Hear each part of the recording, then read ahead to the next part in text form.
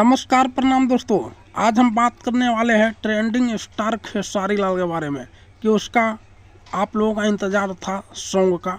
आप सबके सामने बहुत जल्द आ रहा है खेसारी लाल यादव का सॉन्ग। तो इस वीडियो में मैं आपको क्लियर करने वाला हूं कि कौन सा सॉन्ग है और कब आएगा।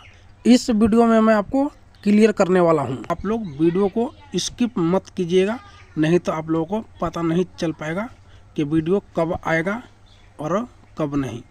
तो चलिए वीडियो स्टार्ट करते हैं। बात करते हैं ट्रेंडिंग स्टार खेसारी लाल के बारे में कि उसका सॉन्ग आ रहा है बहुत जल्द। सॉन्ग का नाम होने वाला है फूल और डहुल। तो आप लोगों का बीच में कल सुबह आएगा, आप लोग देखना ना भूले। दशहरा सॉन्ग है, आप लोग ढेर सारा प्यार आशीर्वाद दीजिएगा इस सॉन्ग को।